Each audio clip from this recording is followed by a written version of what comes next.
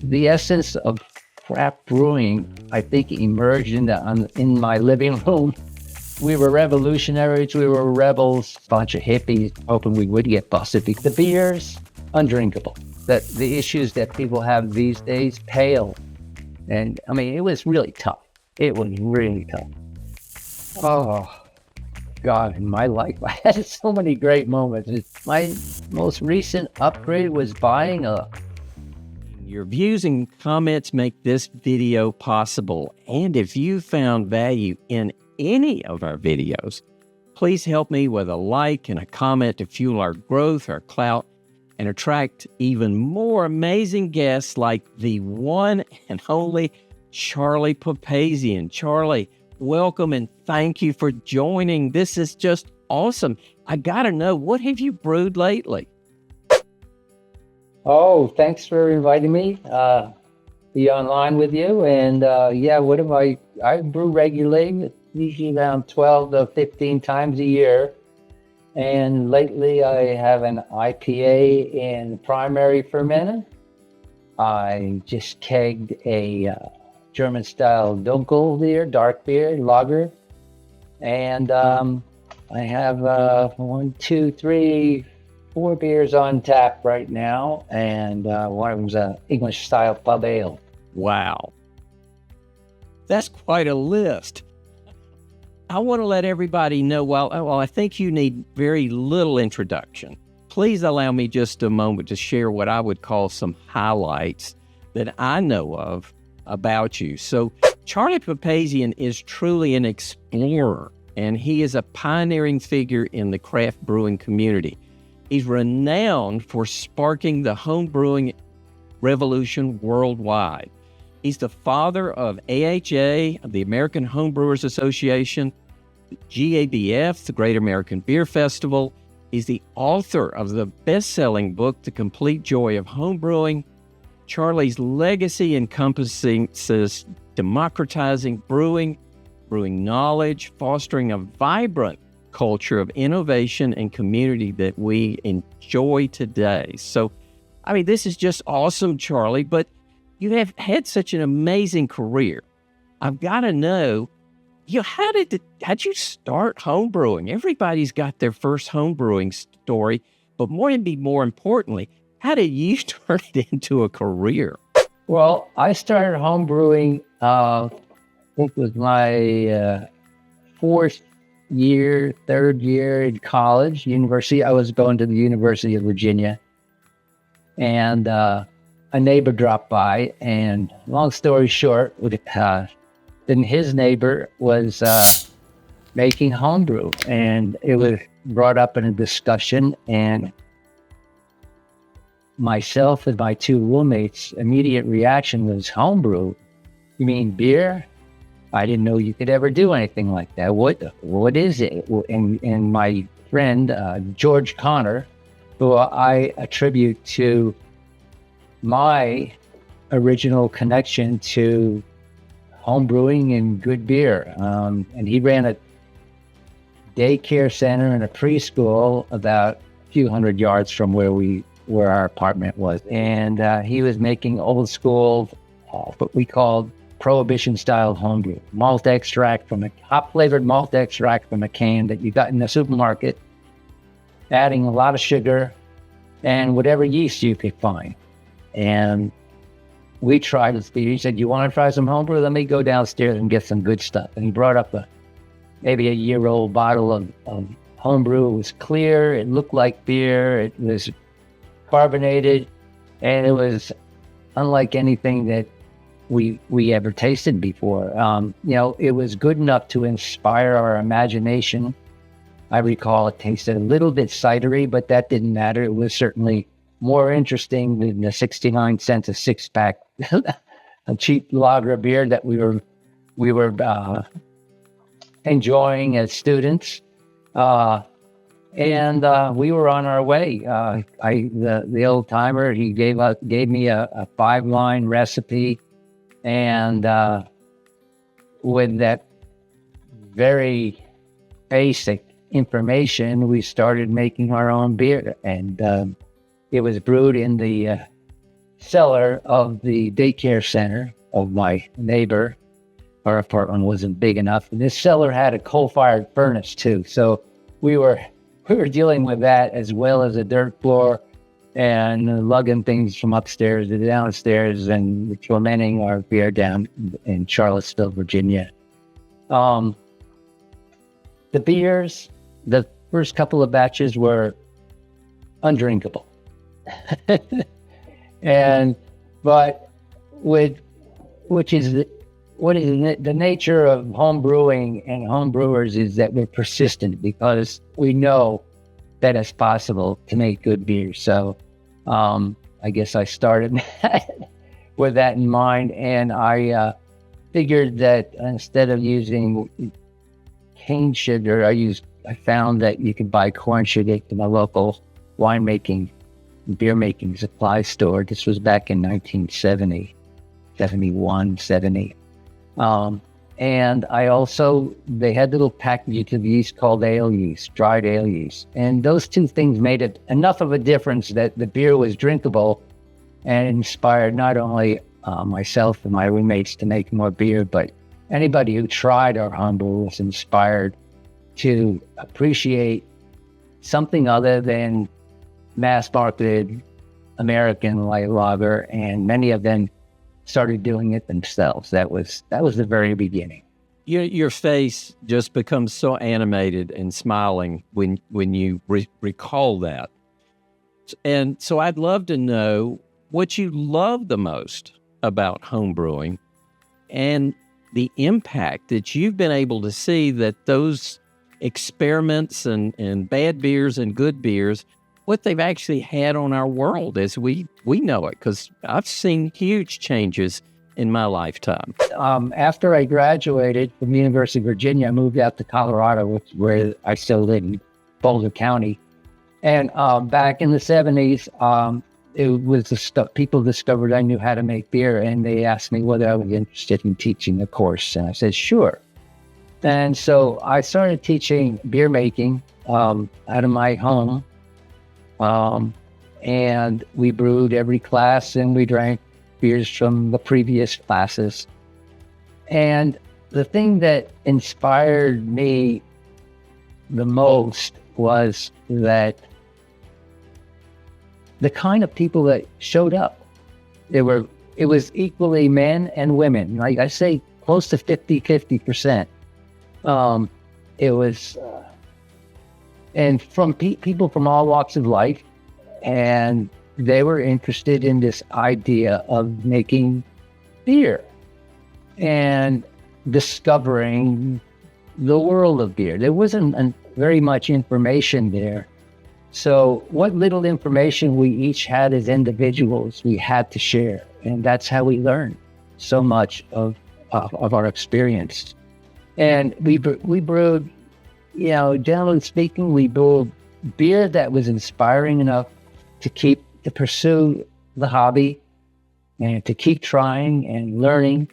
But we had failures as well, obviously. And that was important. And it still is for any professional brewer to have failures every once in a while. It kind of puts you in your place, and it humbles you, and it gives you a lot more respect for the whole idea that, you don't know it all, and you're prone to mistakes, even in the best of times. And the thing that we did was we celebrated our mistakes. And, when I founded the American Home Brewers Association in 1978, it wasn't too far down the line that we even featured a cover story that we titled Bloopers, Homebrew Bloopers. And we celebrated and we laughed at the mistakes that we've made. Not so much exploding bottles, but, corks popping off carboys and spraying the ceiling, and baby diapers being put into the fermenter rather than the baby diaper disposable container. And, there were all kinds of crazy, funny, humorous things that people ended up doing back in the day. and we laugh at each other's mistakes, and we learn from them, and it kind of set the stage for this whole idea of sharing and collaboration, and and to know that everybody's going to make mistakes, but you're always going to make at least beer that you're going to enjoy. It may not be what you intended, but you'll enjoy what you made most of the time. Of course, there were some real fermentation disasters that you had to dump every once in a while. But boy, I think of some of the beers that I dumped back in those days that were sour that I could have saved in, in this day and age, sour beers, if done right, is in, and is actually, it's enjoyed. I enjoy it too, if it's in balance and it's done well. But in those days, if there was any sour beer, there was, no one knew of any sour beer. We didn't even know about the Belgian beer culture and the lambics, and that wasn't until the early '80s that we discovered those kinds of beers. I mean, there wasn't much information available, so we were on our own.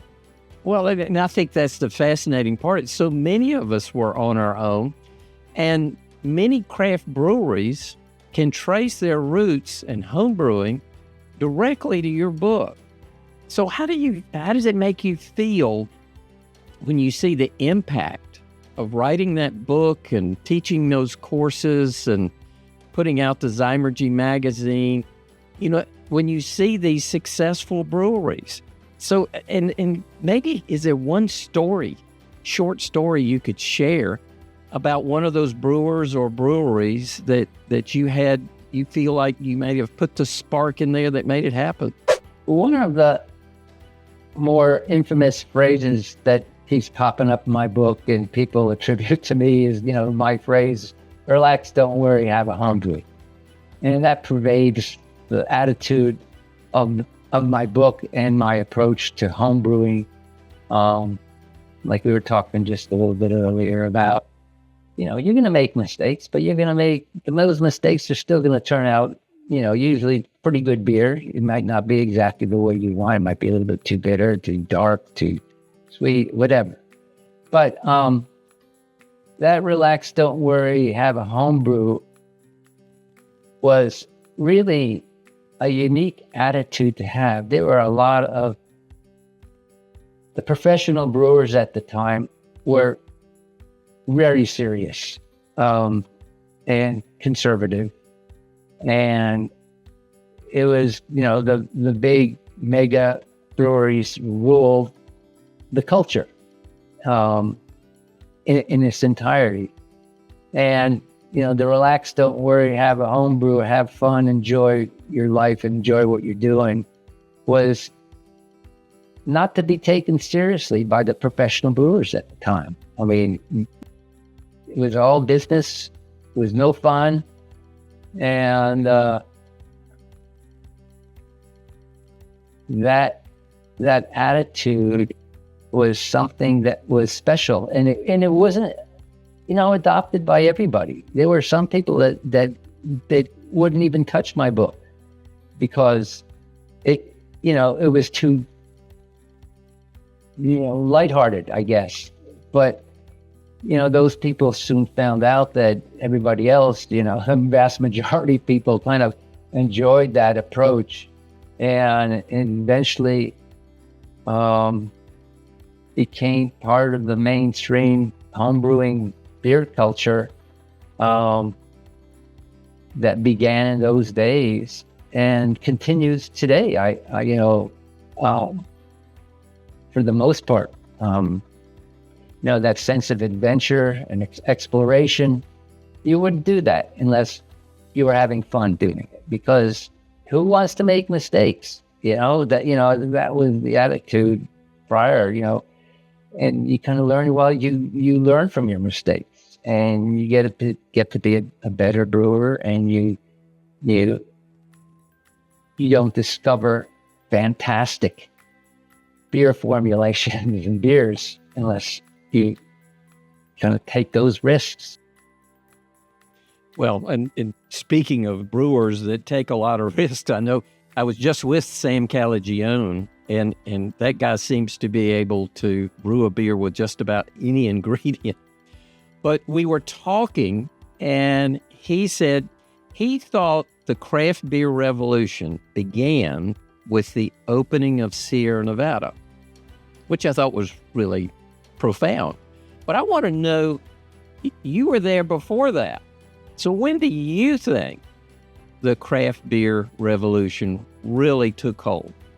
Well, the word craft beer is used pretty loosely, and to me, craft beer is both homebrewed beer and professionally made beer, whether it's made by a larger or a small brewer, independent, or a home brewer. So where did it start for me? I would say when I started giving those homebrew classes, and the people that came there were the seeds of a community that grew tremendously. Several of those people that took my class ended up starting their own brewery. Boulder Brewing Company, which opened up a couple of months before Sierra Nevada. And me living here in Boulder County, that's the professional part of craft brewing.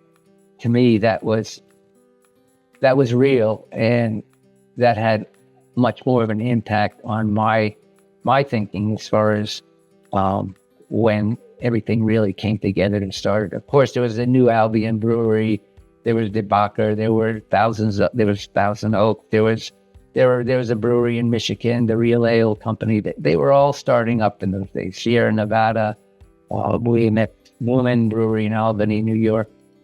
They were popping up all about the same time within a couple of years. But the essence of craft brewing, I think, emerged in my living room as I taught beer classes. And there were beer distributors that would come to my classes. There were homebrew supply shop owners that would come to my classes. There were, as I said earlier, men and women would come. And that whole idea of the whole idea of women enjoying beer, that was not part of the culture. They suffered anonymity in the beer culture to our disadvantage because they had contributed a whole another way of thinking and appreciation for aspects of beer. So there were chefs that came, there were politicians that came to my class. I mean, there were all kinds of things, local politicians, but they were all, because they wanted to know what was going on. What was the big deal with home brewing? There were several stories that appeared in the local newspapers and on the network news about my class, even in times when it was still illegal, because I started teaching those classes in 1973, and it wasn't until 1979 that it became legal. And people often think that I started the American Home Brewers Association with my partner Charlie Papazian. They think that we started because it became legal. Well, we had no intention. Well, we had no idea that it was home brewing was going to be legalized. We were going to we were going to start this organization, the American Home Brewers Association, on our own, despite the fact that home brewing was illegal. So, one didn't precipitate the other happening. It was totally independent at the time. And we just figured, the ATF, which was the predecessor to the TTB, the people who control alcohol laws and regulations, they had better things to do than busting home brewers. But secretly, we were hoping we would get busted because it would do tremendous, great things for popularizing the hobby at the time. You told me one time in another conversation, you said we were rebels back then, and you loved that part of it, as I recall. Yeah, we were rebels, I guess. We were revolutionaries. We were rebels. This day and age, you use different words like disruptors. That's a technical term these days, but it's all the same stuff. It was a struggle first, in part, to get the ball rolling, because, these guys from Boulder, Colorado, starting this organization and doing this homebrew thing in a lighthearted way, in an informative way, was, very inviting to a lot of people. But, to many people, we were, they figured we were a bunch of hippies smoking dope and relaxing and having a homebrew and making crappy beer. Well, that was just a myth. We were pretty serious about making this thing work, and we were, we lived in a culture that, by and large, that was pretty revolutionary in thought, but we were pretty serious about beer and brewing and wanting to learn, and it just eventually it caught on, but it wasn't an overnight success by any means. Charlie, I know you yourself have interviewed many craft brewing legends. I know you worked on a movie. I've seen it for the Love of Craft, which I thought was fantastic. I know you told me you had many more interviews beyond just the ones in the movie. Could you share a little bit about one of the interviews that you did with these craft beer legends that was particularly meaningful to you? I interviewed about 150 of the pioneer founders of the early craft brewers, some of whom are still in business and still doing well, and others that failed. And there's a story to be told, whether they were successful or not. There were people such as Dave Grinnell, who's the brewmaster, first brewmaster for Jim Koch and Boston Beer.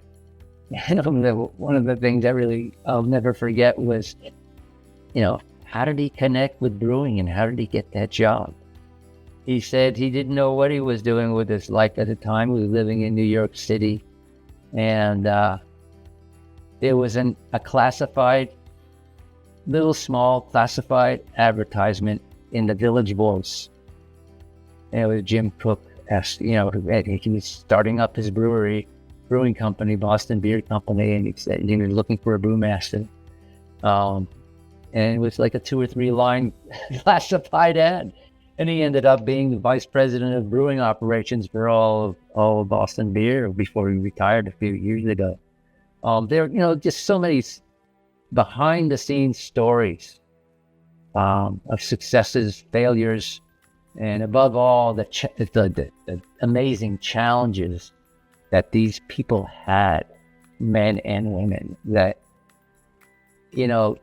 in this day and age, people talk about the challenges and the struggles and, the trends and stuff. But back in those days, it was more than just struggles. It was like impossibilities that people were trying to overcome. And so I think that the issues that people have these days pale compared to what was on the menu regarding the challenges that the early pioneers had. I mean, banks wouldn't talk to you, distributors wouldn't talk to you, retailers didn't have a clue what you were doing, consumers weren't interested, and when they did try your beer, they were saying it was too bitter, it was, and the regulations were impossible. It was just, everything was stacked against you, yet these people persisted and did what they did, and they succeeded. So many of them succeeded, despite the immense odds, the impossibilities of success. Nobody was willing to give them a hand. Even the brewers, there was a Brewers Association for small brewers at the time, and their standard reply when craft brewers would call them was, "Oh, you want to start a small brewery? Go ask God," and they would hang up. And I mean, it was really tough. It was really tough. So that's my take on, the highlights and what those interviews meant to me. And I hope someday that those interviews will be accessible. I know that there was a plan and a budget and such for those to be made accessible, but COVID happened, and that scrambled the whole process. but still in limbo, I guess, because it's Well, I know the movie For the Love of Craft, which I think had just 2 or 3 of your interviews, was fantastic. Well, let's switch gears a little bit because you talked about those challenges, and there's a lot of challenges going on in the industry right now. Breweries closing, a lot of just bad news. But I know you have a way of, I don't know, it's always encouraging every time I talk to you, Charlie. So are there some things you've heard or seen or talked to that are just actually encouraging about today's brewing environment? What's encouraging to me is that, for every one bad headline or one story that appears that things are in the toilet, for every one of those, there's a million beer drinkers every day asking for a craft beer and celebrating by simply enjoying that craft beer made by a craft brewer or a home brewer. I mean, I for one am one of those people, and whether there are several options in this around where I live, and I just so much appreciate it, and all the people that are there are appreciating it so much that, yeah, sure, there are people that go out of business, and there are challenges, whether they're supply chain challenges, government regulation challenges, cultural challenges, but there are 9,000 plus craft breweries in the United States. There are more opening than there are closing. And the ones we hear about the most that are struggling are what we call the regional craft brewers, the bigger ones. If you're in the distribution business, you're in a network that's very entangled, and you need to be on top of your game every single day in order to make your business work within that environment. But and people are succeeding. Some are, some don't. Some make mistakes. Some can recover from those mistakes, and some can't. But just to give you a snapshot of what it was like back in the 80s, a half barrel of beer, a keg of beer, a half barrel, 15.5 gallons of beer. When you bought it at the store, it would cost you about $30. Times 2 is $60. So basically, beer was retailing for $60 a barrel. And no one ever dreamed or imagined in their wildest dreams that people could brew beer and basically sell at retail for thousands of dollars a barrel. That was never discussed.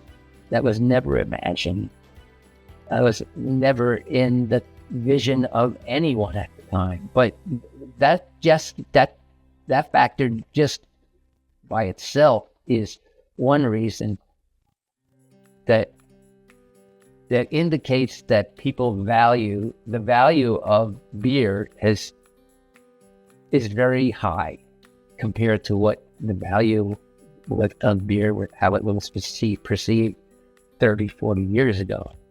And so that has a lot going. That's a big driver of, the positive end of things. And there's a lot of good stuff happening out there still. Yeah, sure. There have been many cycles. Homebrewing activity has cycled up and down several times over the 40 years I was when I was with the Brewers Association. And craft brewers, there was never a down year as far as numbers. COVID kind of threw a wrench into that whole scenario, but once things stabilize again, there have been some flat years, but there's always seems to be a little bit of growth that kind of eventually comes back. So what? Well, you did literally say you thought business conditions now pale in comparison to what they were in the 80s. But the other aspect is look how many people enjoy craft beer.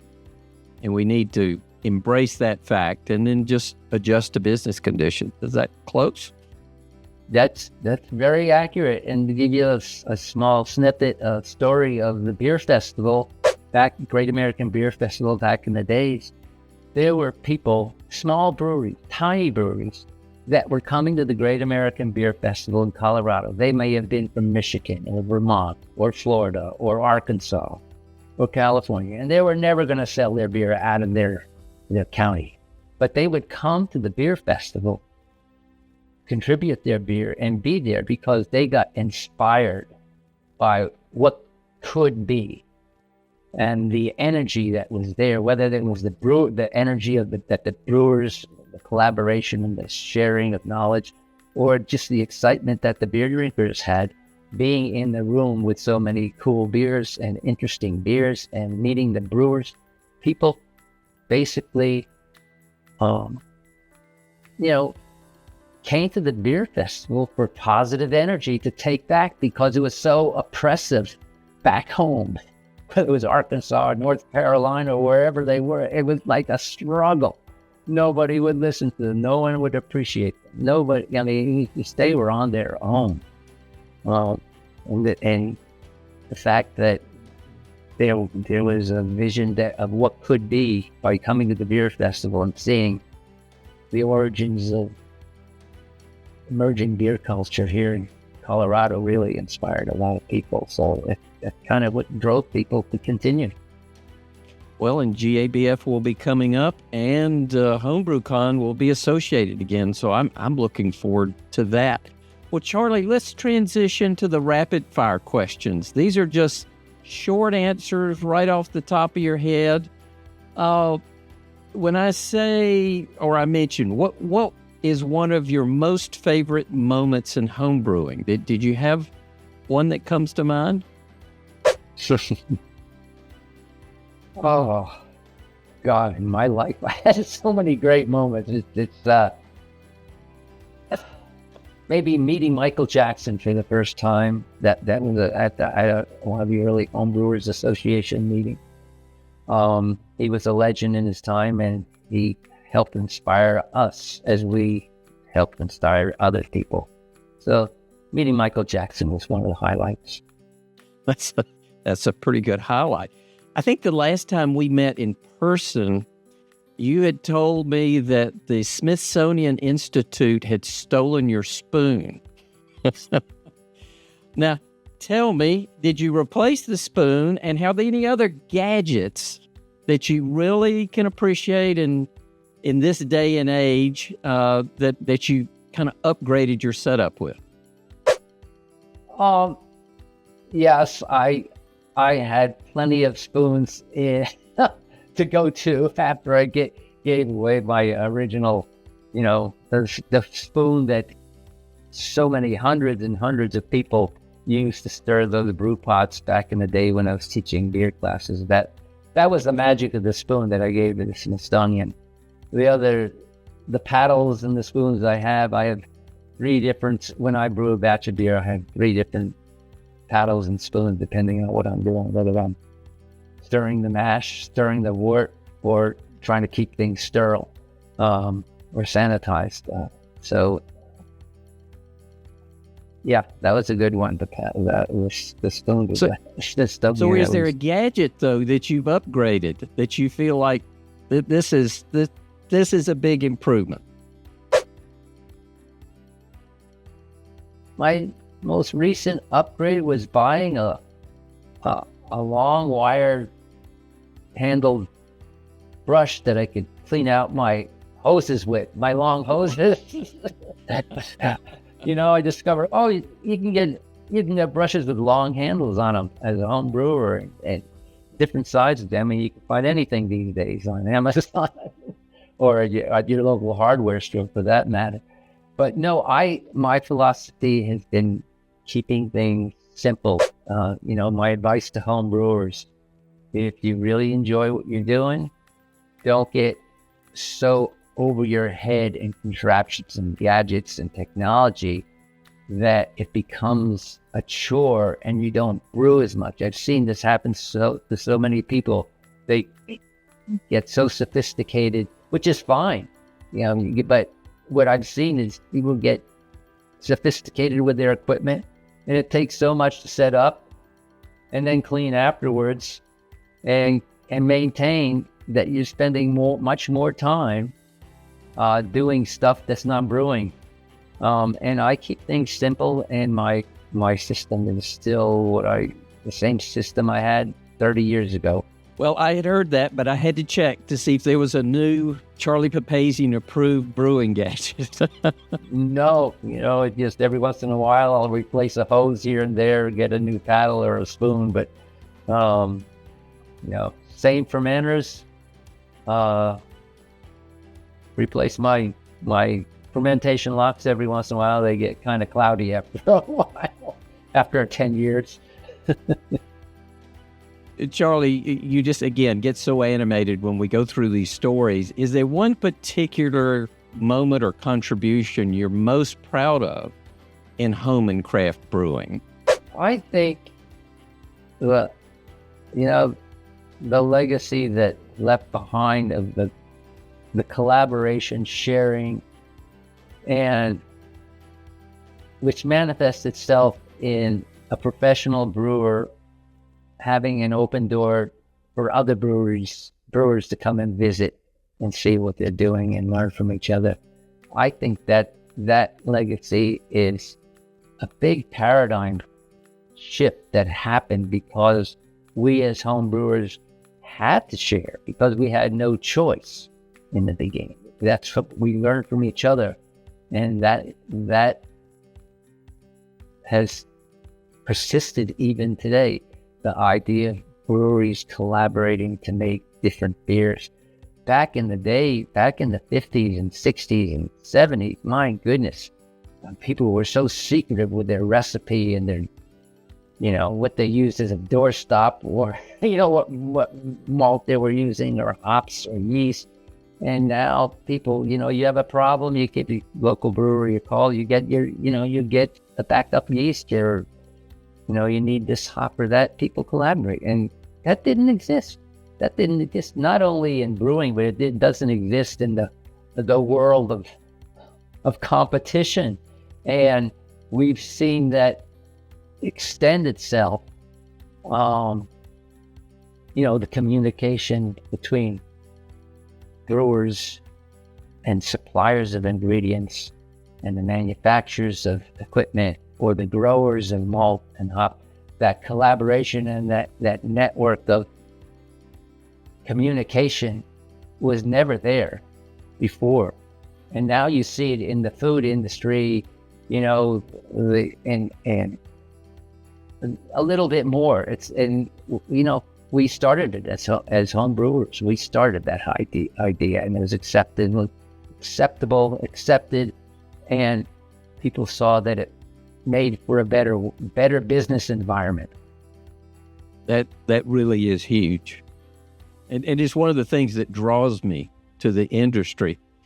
Well, you mentioned when you started, things were illegal, and nothing had been approved by the government. But I think I read that Tennessee has recently allowed home distilling. What do you think about the legalization of home distilling? Well, I thought it's interesting to me. I remember hanging out with a home distiller in the Netherlands, and this guy helped legalize home distilling in the Netherlands, in Europe. And there were some exciting things that were happening, and more creativity. The process of home distilling there are similarities to making beer, but once you start separating the alcohol from the liquid, that's a whole another ball game. And you're getting into areas that are very, very unique. But it's a hobby, and for a home distillers and distilleries, like, if that trend of legalization continues, there'll probably be a lot more imagination and creativity and exploration of what could be in the world of distilling, because the smallest producers that usually come up with the first ideas of doing something different and successfully. Well, that actually is very encouraging. Won't that be fun? I hope the trend continues. Well, Charlie, as we wrap up on these rapid fire questions, this ought to be an easy one for you. I want to know what recipe you have brewed the most, and will you share it with the audience? The recipe, I mean, I have a lot of beers that I make consistently, but the one that is probably, well, I've just made the 41st batch of it, which is, I make it twice a year, so I've been doing it for over 20 years. It's an English style ordinary bitter that was inspired by some real ale that I had in England, and better than sharing on. I mean, it's been in Zymergy magazine. That recipe's been in Zymergy magazine, and it's also been it's in my, at least, The Complete Joy of Home Brewing. It's certainly in there, and in the last two editions, whether number 3 or number 4 was the most recent. So it's been shared many, many times, and it's accessible. But boy, it's a delicious beer, and it's maybe, I wouldn't say it's my favorite, but it's obviously I like it a lot because I make it a lot. For the lower alcohol and the session beer, it's accessible. Ordinary bitter, Charlie Papazian ordinary bitter. You might be able to do a search engine search with that, and it will be posted somewhere. I will find it. As an AHA member, I should have access to it, so I will look in one of those early issues of Zymergy. Well, I love an English bitter, so I am going to, and I'll probably brew it myself. Charlie, I just wanted to thank you. It's always encouraging and fun to see you. I've run into you at judgings and GABF. Hope to see you maybe sometime this summer, or at least at GABF. And thank you so much for joining us. This is fantastic. And I want to thank our audience for joining. And I want to hear your thoughts on Charlie and his own home brewing and the influence he's had on you in the comments below. Just type them in there, and maybe we can get Charlie to even reply to one or two of them. So I also want you to check out these videos that are on screen, because they have been picked out just for you. So Charlie, thank you so much. This was fantastic. Cheers. Cheers.